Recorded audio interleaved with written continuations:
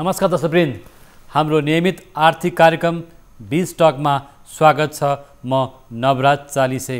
आर्थिक कार्यक्रम बीज टकमा हामीले बैंक, वित्तीय संस्था, केन्द्रीय बैंकदेखि विभिन्न बैंकका विभिन्न गतिविधिहरू, त्यसरी अर्थ मन्त्रालय, नीति निर्माणका तह, कृषि क्षेत्र, उपभोक्ता लगायतका विभिन्न क्षेत्रका उद्योगी व्यवसायहरूका समस्या, गुनासो र राष्ट्रिय मुद्दाहरूलाई उठाउँदै आएका छौँ।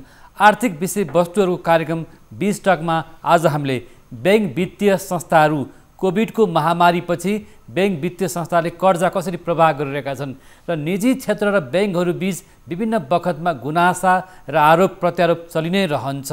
केन्द्रीय बैंकको नीति नियमहरू पनि बैंक, वित्तीय संस्थाले नमानेको गुनासो निजी क्षेत्रका उद्योगी व्यवसायहरूको आइरहेको छ र कोभिडको महामारीपछि चलायमान अर्थतन्त्रलाई चलायमान बनाउनको लागि बैंक, वित्तीय संस्थाले कर्जा प्रवाहलाई कसरी अगाडि बढाएका छन्, यिनै सन्दर्भमा आज हामीसँग अनुभवी ब्याङ्कर्स हुनुहुन्छ। एनएमबी बैंकका प्रमुख कार्यकारी अधिकृत सुनिल केसी, उहाँ नेपाल ब्याङ्कर्स सङ्घका कार्य समिति सदस्य पनि हुनुहुन्छ र ब्याङ्किङ सेवामा 30 वर्षभन्दा लामो अनुभव सम्हाल्नु भएको र स्ट्यान्डर्ड चार्टर ब्याङ्कबाट ब्याङ्किङ सेवा सुरु गर्नुभएको केसीसँग लामो ब्याङ्किङ सेवाका बारेमा र ब्याङ्किङ जीवनका बारेमा आज हामी कुराकानी गर्नेछौँ। यहाँलाई स्वागत छ। धन्यवाद नवराजी। यहाँले लामो समय ब्याङ्कमा बिताउनु भएको रहेछ होइन? झन्डै 3 दशकभन्दा लामो अनुभव। करिब 1990मा सुरु गरेको थिएँ मैले। त्यति बेला चाहिँ नेपालमा ब्याङ्कहरू चाहिँ यही जोइन्ट भेन्चर 3-4वटा ब्याङ्क र सरकारी क्षेत्रका 3टा ब्याङ्क मात्र थिए। त्यो बेलादेखि ब्याङ्किङ चाहिँ सुरु गरेको मैले। ब्याङ्कर्सको जीवन निकै व्यस्त हुन्छ है तपाईँहरूको लागि? व्यस्त त रहनै पर्यो, किन भन्दाखेरि अब ब्याङ्कर्स भइसकेपछि हाम्रो मुख्य काम भनेकै कस्टमरसँग काम गर्ने र नेपालको अर्थतन्त्रलाई पनि एक किसिमले चाहिँ अगाडि लिएर जाने जिम्मा चाहिँ ब्याङ्किङ क्षेत्रको हो र ब्याङ्किङमा अलिकति अब कार्य व्यस्तता त हुन्छ नै भनौँ न। तपाईँले आफ्नो जीवनमा ब्याङ्किङ सेवालाई, पेसालाई रोज्नुको कारण के थियो? अब यसो हेर्दाखेरि त्यति बेला त अब ब्याङ्किङ पेसा नै गर्छु भन्ने भन्दा पनि अब त्यति बेला मैले अघि पनि यहाँलाई भने अब आजभन्दा 30 वर्ष अगाडि नेपालमा खासै धेरै ब्याङ्कहरू त थिएनन् र त्यति बेला अब यसो अप्लाई गरियो। अब अप्लाई गर्दाखेरि चाहिँ अब त्यति बेलाको नेपाल ग्रिनलिज ब्याङ्क भन्छौँ, त्यति बेला चाहिँ अहिले स्ट्यान्डर्ड चार्टर ब्याङ्क हो र त्यहाँ अब काम पाइसकेपछि त्यो बेलाको स्ट्यान्डर्ड चार्टर ब्याङ्कमा जागिर खानु पनि निकै गाह्रो थियो नि? त्यस्तो गाह्रो त अनुभव भएन। हामी भर्खर म पढिसकेर अप्लाई गर्दाखेरि चाहिँ अब पाइसकेपछि चाहिँ त्यो काम गर्दै जाँदाखेरि अब विभिन्न किसिमका मान्छे, कस्टमरहरूसँग, विभिन्न अरू समाजका अरूसँग घुलमिल गर्दै जाँदाखेरि र अलिकति फरक किसिमले चाहिँ अब त्यति बेला चाहिँ म सुरु गर्दाखेरि भनौँ न इन्टरनेसनल ट्रेड फाइनेन्स डिपार्टमेन्टमा काम गरेको थिएँ। त्यो गर्दाखेरि नेपाली व्यवसायीहरूलाई चाहिँ विदेशबाट सामान लिएर आउने अथवा एलसी खोल्ने यस्तो कामहरूबाट सुरु गरेको थिएँ। त्यो आफैमा अलिक इन्ट्रेस्टिङ खालको काम भयो र त्यसबाट गर्दै अब सिक्दै अगाडि बढ्दै जाँदाखेरि चाहिँ अहिले आएर चाहिँ पछि चाहिँ अब यो पेसाकै रूपमा हुनु गयो। त्यस्तो कुनै सोच चाहिँ पहिलेदेखि नै ब्याङ्कर बन्छु भन्ने खालको सोच चाहिँ थिएन भनौँ न। ब्याङ्किङ सेवामा लाग्दै गर्दा आज पनि दूरदराजमा हामी ब्याङ्किङ सेवा पुर्याउन सकिरहेका छैनौँ होइन? र दूरदराजका जनताहरू अथवा विदेशबाट फर्केका युवाहरू आज पनि सरल रूपमा कर्जा पाइएन भन्दै ब्याङ्कमा जान्छन्, तर ब्याङ्कबाट कर्जा नपाउँदै फर्किन्छन्, दुःख मान्छन् नि सर? त्यो अलिकति अगाडिको कुरो गर्नुभयो यहाँले। सायद अब अहिलेको स्थिति चाहिँ निकै फरक छ। आजको दिनमा हेर्नुहुन्छ भनेदेखि नेपालको ब्याङ्किङ अब कमर्सियल ब्याङ्कहरू नै झन्डै यो 754 मध्ये 4-5वटालाई छोड्ने हो भने सबै यो लोकल लेभलको गभर्मेन्टमा क्षेत्रमा चाहिँ ब्याङ्कहरू पुगिसकेको अवस्था हो। ब्याङ्कहरू आज हाम्रै एनएमबी ब्याङ्कको कुरो गर्नुहुन्छ भने हामी आज ताप्लेजुङमा छौँ। ताप्लेजुङदेखि महेन्द्रनगर, यता डोटी, डडेलधुरासम्म हामी फैलिएर बसेका छौँ। मनाङमा छौँ, डोमसोममा छौँ भन्दाखेरि हामी चाहिँ अहिले ब्याङ्किङ क्षेत्र चाहिँ यो अहिले 4-5 वर्ष यता भनौँ निकै रूपमा चाहिँ फैलिएर एक किसिमले चाहिँ नेपालभरि नै सेवा दिने हिसाबले चाहिँ अगाडि बढिरहेको अवस्था हो। त्यस कारणले गर्दाखेरि ब्याङ्किङको पहुँच चाहिँ अब अहिले आएर चाहिँ नेपालभरि नै फैलिसकेको अवस्था छ र त्यो सँगसँगै अब यहाँले भर्खरै माइग्रेन्ट वर्कर्सहरूको पनि कुरा गर्नुभयो।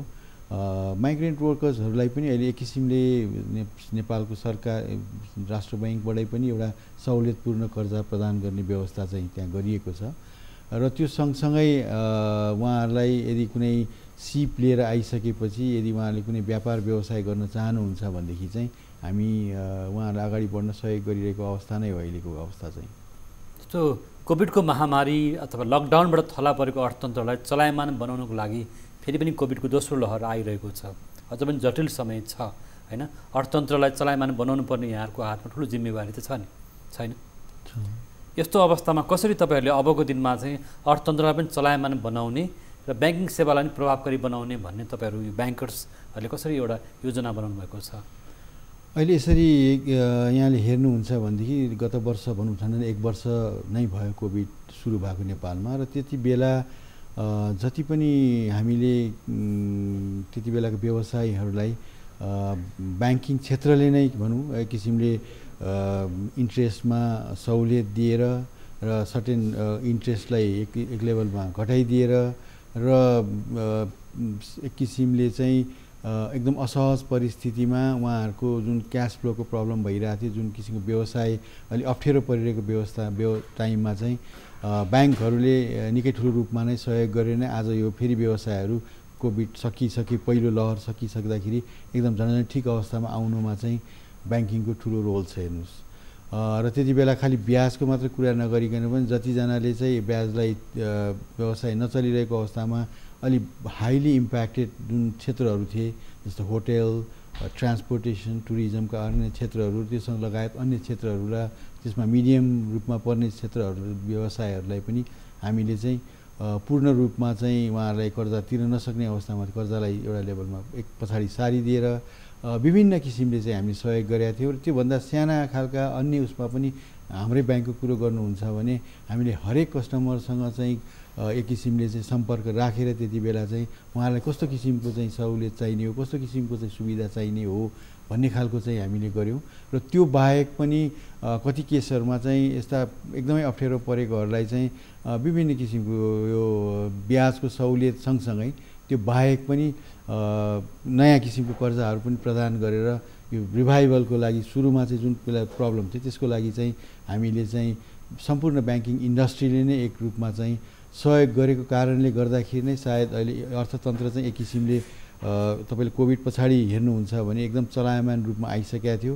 इन्डस्ट्रीहरूको सबै प्रोडक्सन लेभल धेरै अगाडि बढिसकेको थियो र यो वर्ष चाहिँ ब्याङ्किङ इन्डस्ट्रीले चाहिँ रेकर्ड लोन चाहिँ 600 अरबभन्दा बढीको लोन चाहिँ यो गत 8-9 महिनामा चाहिँ दिइसकेको अवस्था हो, जुन चाहिँ गत वर्षभन्दा पनि त्योभन्दा अगाडिको 5 वर्षको पिरियडभन्दा पनि बढी लोन चाहिँ परिचालन गरिरहेको हो। यो चाहिँ यसले चाहिँ के गरिरहेछ भन्दाखेरि जुन अर्थतन्त्रमा जुन किसिमको चाहिँ एउटा गति चाहिने थियो त्यसको लागि चाहिँ व्यवसायहरूलाई जुन किसिमको एउटा सपोर्ट चाहिएको थियो त्यो टाइममा चाहिँ ब्याङ्कहरू काम गरिरहेको अवस्था चाहिँ छ नवराज्यले।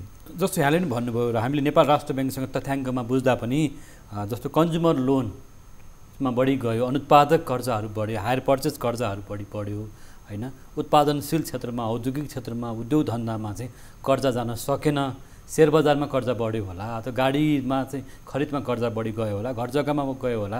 तर उत्पादनशील क्षेत्र भनौँ न जसलाई हामी चाहिँ उद्योग धन्दा, औद्योगिक क्षेत्रमा कर्जा बढ्न सकेको देखिँदैन नि त सर। केही मात्रामा यी क्षेत्रहरूमा पनि जानु जरुरी पनि थियो कन्जम्सन, औद्योगिक क्षेत्रमा तर अहिले औद्योगिक क्षेत्रहरूमा पनि प्रशस्त रूपमा गइरहेछ कर्जा। र हाम्रै ब्याङ्कको कुरो गर्नुहुन्छ भने हामी अहिले पनि यो लकडाउनकै पिरियडमा हामीले थुप्रै हाइड्रो पावर क्षेत्रका प्रोजेक्टहरूमा लगानी गऱ्यौँ, थुप्रै होटेलहरूमा पनि गऱ्यौँ र थुप्रै यस्तै किसिमले औद्योगिक क्षेत्रहरूमा नभइदिएको भइदिए आजको दिनमा यो सबै उद्योगहरू चाहिँ यो लेभलमा फेरि चल्ने अवस्था भइसक्दैन थियो। तर उद्यमीहरू गुनासो बारम्बार आइरहेको छ। उद्योग वाणिज्य महासङ्घ अथवा सिएनआई भनौँ, च्याम्बर भनौँ होइन, घरेलु साना उद्योग महासङ्घको कुरा छ। उद्योगमा अथवा प्रभावित क्षेत्रमा उहाँले कर्जा दिनु भएन, ब्याङ्कबाट कर्जा सहुलियतपूर्ण कर्जा पाइएन, राष्ट्र ब्याङ्कको मौजु नीतिमा एउटा व्यवस्था छ तर ब्याङ्कमा जाँदा अर्को व्यवस्था छ भन्ने गुनासो छ। त्यो अलिकति अब अलि उद्योगीहरूको पटक गुनासो होला, तर मेरो बुझाइमा चाहिँ हामीले चाहिँ यसरी हेर्नुपर्छ। आजको दिनमा यो 600 अरबभन्दा बढीको कर्जा परिचालन हुँदाखेरि सबै क्षेत्रहरूमा नै कर्जा नगइकन यति यो लेभलको कर्जा चाहिँ परिचालन हुन सक्ने अवस्था हुने थिएन। र आजको दिनमा जति पनि अहिले चलिरहेको उद्योगहरू छन्, उद्योगसँगै रिलेटेड अरू सेवा प्रदायक संस्थाहरू छन्, सबैमा नै अहिले ब्याङ्किङले समग्र रूपमा नै कर्जा अगाडि बढाइरहेको अवस्था हो र यो नहुँदो हो त कन्ज्युमर लोनमा बढी गएको हो।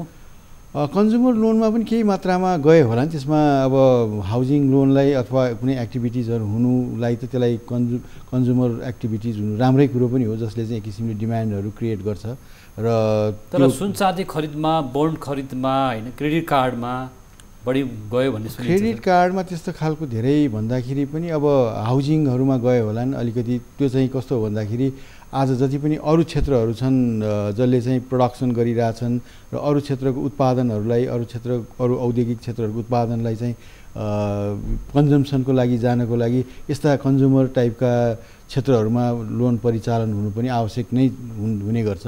किनभनेदेखि अब आज कुनै डन्डी फ्याक्ट्रीले चाहिँ एउटा उद्योगले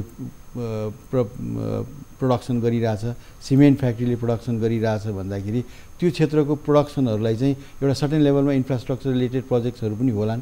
त त्यो बाहेक पनि जेनरल लेभलमा एउटा कन्ज्युमर लेभलमा पनि गएर घरहरू नयाँ बनिरहँदाखेरि, अपार्टमेन्टहरू बनिरहँदाखेरि मुख्य रूपमा हाउजिङले पनि त्यसलाई सहयोग गर्ने नै गर्छ।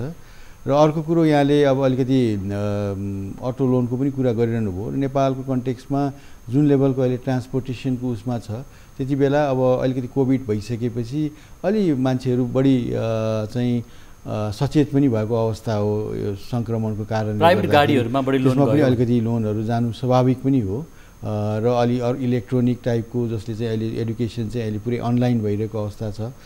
फिजिकल क्लास धेरै हुन नसकेपछि त्यस्तो क्षेत्रहरूमा मोबाइल ट्याब जसले चाहिँ यो त्यसलाई त्यसरी पनि हेर्नुपर्ने अवस्था हुन्छ होला। किनभने अहिलेको विद्यार्थीहरूको मोस्ट अफ द टाइम पढाइ चाहिँ त्यो क्षेत्रले त्यस्तो किसिमले डिजिटल माध्यमबाट, अनलाइन माध्यमबाट भइरहँदाखेरि त्यस्ता खालका क्षेत्रका कन्ज्युमर प्रडक्ट्सहरूको पनि डिमान्ड बढ्नु स्वाभाविक नै हो र त्यसमा चाहिँ ब्याङ्कहरूले स्वतन्त्र रूपमा चाहिँ अहिले चाहिँ फाइनेन्स गरिरहेको अवस्था पनि छ। र त्यो सँगसँगै मैले अहिले पनि यहाँलाई निवेदन गरेँ, थुप्रै रूपमा चाहिँ औद्योगिक क्षेत्रका प्रोजेक्टहरूमा, सर्भिस सेक्टरको प्रोजेक्टहरूमा ब्याङ्कहरूले चाहिँ लगानी गरिरहेको अवस्था चाहिँ हो अहिले।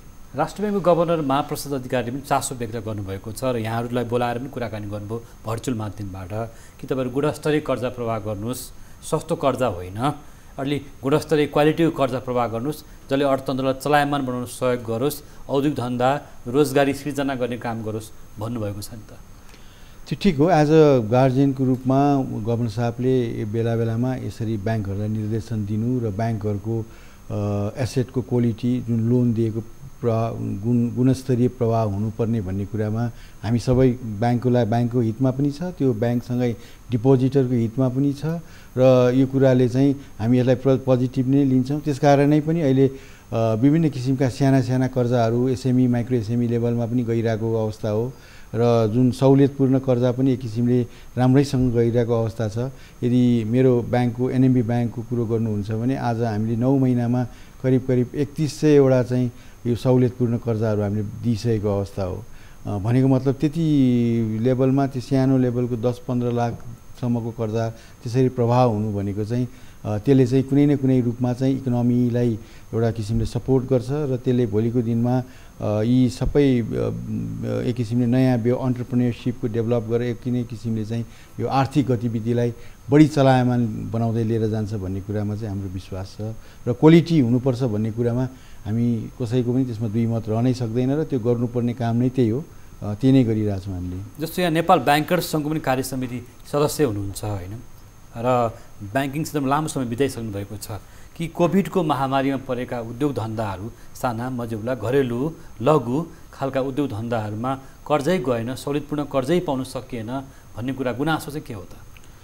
गुनासो त यता कता सुनिने गरिन्छ, तर हामी मैले यहाँ व्यक्तिगत ब्याङ्कसँग मात्रै आबद्ध प्रश्न नसोधेँ, मैले बुझेँ। ब्याङ्किङ इन्डस्ट्रीको कुरो गर्दाखेरि पनि जुन खालको प्रोग्रेस भएको छ अहिले यो गत 1.5 वर्षमै भनौँ, स्पेसली कोभिडकै टाइममा ब्याङ्किङ क्षेत्रले जुन किसिमको चाहिँ एउटा योगदान गर्यो एक किसिमले हेर्ने हो भने, जति पनि कुराहरू पास अन भए, इन्ट्रेस्ट हामीले घटाइदियौँ। आजभन्दा 1 वर्ष अगाडिको इन्ट्रेस्ट, 1.5 वर्ष अगाडि इन्ट्रेस्ट, आजको इन्ट्रेस्ट रेट हेर्नुभयो भने एकदम ड्रास्टिकली सिग्निफिकेन्टली चाहिँ अहिले घटेको अवस्था छ। आज त्यति बेला 1.5 वर्ष अगाडि सिङ्गल डिजिटको लोनको कुरो गरिन्थ्यो भने अहिले सिङ्गल डिजिटमा पनि धेरै तल आएर चाहिँ लोन प्रभाव भइरहेको अवस्था छ। त्यसले पक्कै पनि त्यही कारणले गर्दाखेरि नै यसो हेर्दाखेरि नेपालको यसो व्यवसायिकहरूको अवस्था हेर्दाखेरि त्यस्तो धेरै अब नराम्रो अवस्था पनि देखिँदैन र बिचमा अहिले कोभिडको लकडाउन सकिसकेपछि पिरियडमा त एकदम राम्रोसँग गति लिइरहेको अवस्था चाहिँ हामीले देखेका छौँ। योजना बनाएको छ कि जस्तो कोभिडबाट प्रभावित वर्गलाई एउटा पहिचान गर्ने जुन कुरा राष्ट्र ब्याङ्कले पनि गरेको छ होइन, राज्यले पनि गरेको छ, त्यस्ता प्रभावितलाई यहाँले पनि भन्दै हुनुहुन्थ्यो होटल क्षेत्र, पर्यटन, सेवा क्षेत्रहरू जहाँ कोभिडको बढी मार्नु पर्यो, ट्रान्सपोर्टेसन सेक्टर, यातायात क्षेत्र भयो होइन, जुन सेवा क्षेत्रहरू भयो होइन, स्कुल क्षेत्र हुनसक्छ अथवा शैक्षिक क्षेत्र, हरेक खालका पर्यटन उद्योगहरू नै छन्, धेरै खालका उद्योगहरू। ती क्षेत्रहरूलाई कमसेकम चलायमान बनाउनको लागि तपाईँहरूसँग त्यस्तो योजनाहरू छैन? डेफिनेटली थियो र त्यो पनि गरि पनि रहेछौँ सर्टेन रूपमा। जसले चाहिँ त्यति बेला एकदमै अप्ठ्यारो परेको अवस्थामा हामीले उहाँहरूलाई अहिले इन्ट्रेस्ट पनि र उहाँहरूको लोनको रिपेमेन्ट पनि सबै कुरालाई हामीले पछाडि सारेर एक किसिमको चाहिँ सहुलियतमा पनि दिएका थियौँ। त्यस पछाडि नेपाल सरकारले विभिन्न किसिमको राष्ट्र ब्याङ्कले रिफाइनेन्सिङ स्किमहरू लिएर आएर 5% पनि लोन प्रभाव गर्ने खालको रिफाइनेन्सिङहरू पनि पाइरहनु भएको छ उहाँहरूले। पुनर्कर्जा पनि प्रभावकारी भएन भन्ने गुनासो छ।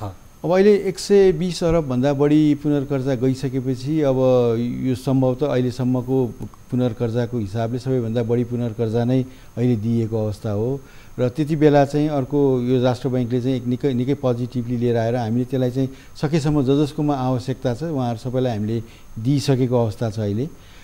र अब त्यो सँगसँगै नेपाल राष्ट्र ब्याङ्कले चाहिँ कोभिड चलिरहँदाखेरि लकडाउन भइरहँदाखेरि उहाँहरूले चाहिँ यो मार्केटमा लिक्विडिटीलाई चाहिँ सजिलो होस् भन्ने किसिमले विभिन्न किसिमको अपरेसन्स गरेर सिसिडी रेसियोलाई बढाइदिएर र अनि विभिन्न रिफाइनेन्सिङको स्किम लिएर आएर त्यो बाहेक अन्य विभिन्न किसिम कारणले चाहिँ लिक्विडिटीलाई चाहिँ प्रशस्त रहने अवस्था गरिदिँदाखेरि चाहिँ ब्याङ्कहरूले चाहिँ त्यति बेला सजिलैसँग चाहिँ कर्जा प्रभाव बढाउँदै जाँदाखेरि र अलिकति बेस रेटलाई घटाएर लिएर आउँदाखेरि एकदमै आजभन्दा 1 वर्ष 1.5 वर्ष अगाडिको रेटहरूभन्दा धेरै कम रेटमा चाहिँ अहिले उहाँहरूले व्यवसायहरूले ऋण पाइरहेको अवस्था हो र त्यसले गर्दाखेरि साना व्यवसायले पनि पाउँछन् होइन कर्जा, सबैले पाइरहेछन्। अहिले सबैलाई हामी गर्नुपर्ने छ। त्यहाँनिर वर्गहरू ब्याङ्कसम्मै जान सकेन भनेर उहाँहरू विभिन्न क्षेत्र दाइरहनु भएको छ, पुग्नुहुन्छ, उहाँहरू ब्याङ्कमा पुग्न सक्नुहुन्न होइन, विभिन्न क्षेत्रको महँगो कर्जा लिइरहनु भएको छ बजारबाट।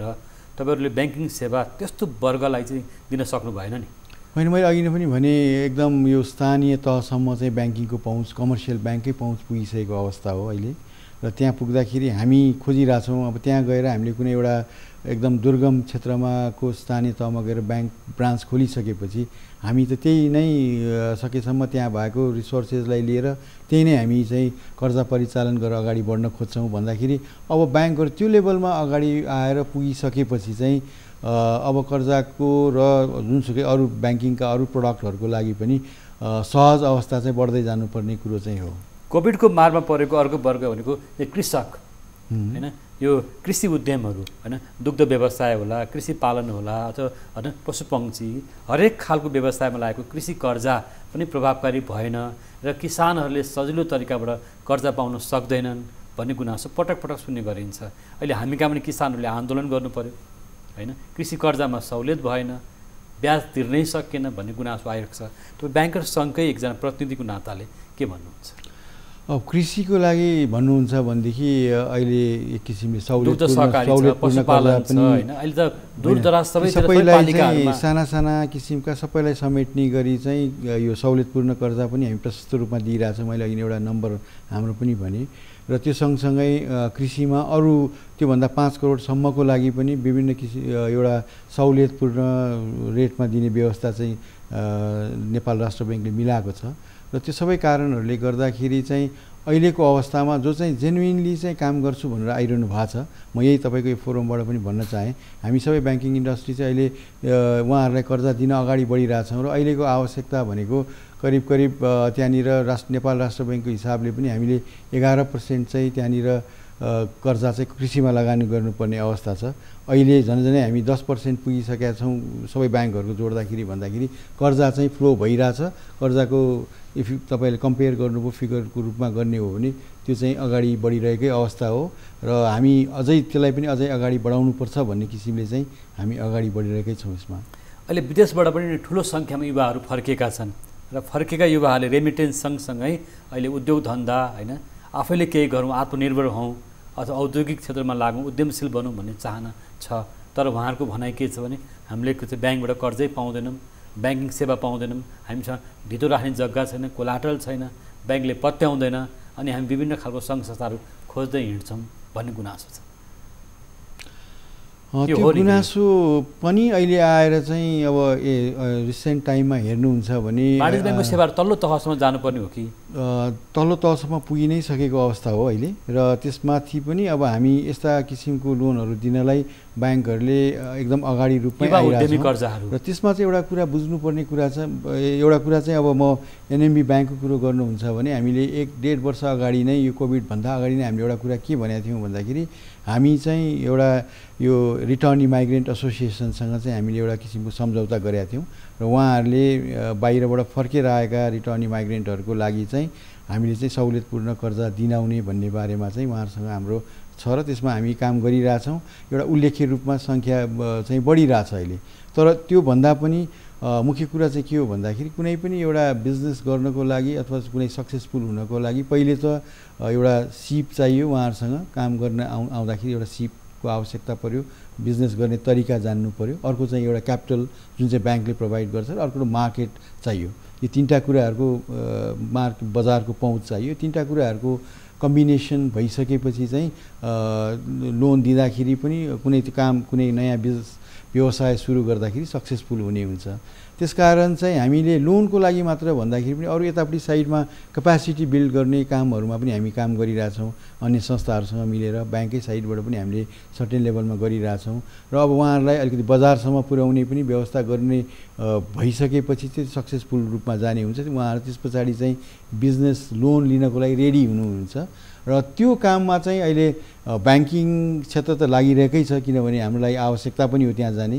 त्यहाँ त्यो लेभलमा गएर हामीले गरिसक्यौँ भने चाहिँ भोलिको दिनमा जुन एउटा इकोसिस्टम छ त्यसमा काम गर्नको लागि पनि हामीलाई सजिलो हुन्छ हैन। र हामीले अरू माथि गरिरहेका होटेल इन्डस्ट्रीको हामीले गरिरहेछौँ भने उसको लागि त्यो सप्लाई चेनमा फाइनेन्स गर्ने थुप्रै हुन्छ नि। अहिले यहाँले डेरीको कुरो गर्नुभयो, कुनै एउटा बेकरीको कुरो गर्नु होला अथवा पोल्ट्रीको कुरो गर्नु होला, यो सबैलाई चाहिँ समग्र रूपमा लिएर हामीले गऱ्यौँ भने मात्रै हाम्रो भोलिको दिनमा हाम्रो जुन अघि नै गुणस्तरीय कर्जाको कुरो गरिरहनु भएको थियो यहाँले, त्यो पनि सफल हुने हुन्छ, हाम्रो लगानी चाहिँ को जोखिम कम हुने हुन्छ। त्यसकारण हामी एउटा प्रश्नहरू छन् जस्तो तरलताको व्यवस्थापन हरेक वर्ष यो प्रश्न उठ्ने गर्छ।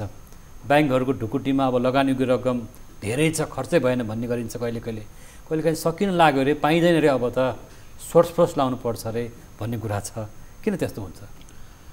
गत 1 वर्षको कुरो गर्नुहुन्छ, स्पेसियली लकडाउन पछाडि र यो जुन कोभिडको प्रकोप चलिरहेको कुरा गर्नुहुन्छ भने नेपाली ब्याङ्किङ इन्डस्ट्री र नेपाल राष्ट्र ब्याङ्कले पनि विभिन्न किसिमको व्यवस्था गरेर जुन किसिमले लिक्विडिटी म्यानेज भयो थ्रु आउट द पिरियड नै, हामी सम्पूर्ण पिरियडभरि नै लिक्विडिटी यथेष्ट रूपमा पर्याप्त रूपमा चाहिँ लिक्विडिटी रहेको अवस्थामा रह्यौँ।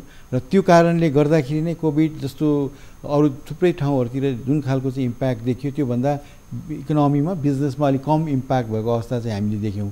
त्यसकारण यो गत 1 वर्षको कुरो गर्नुहुन्छ भने लिक्विडिटीको अवस्था राम्रै अवस्थामा रहेको छ र अहिले आएर अलिअलि केही अब कमी हुन सक्ने सम्भावना हामी देखिरहेछौँ।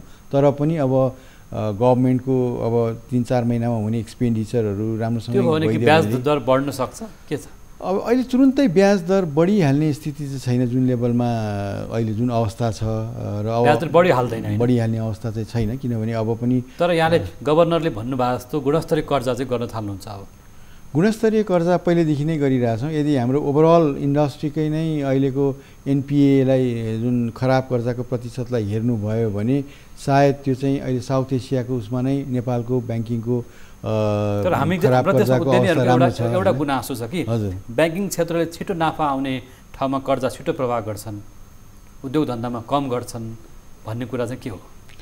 त्यस्तो होइन, त्यो हुने भइदिए भए आजको दिनमा सबै उद्योग धन्दा सबै चाहिँ कर्जा पाउने अवस्था नै रहँदैन थियो होला। गुनासो किन आउँछ यो?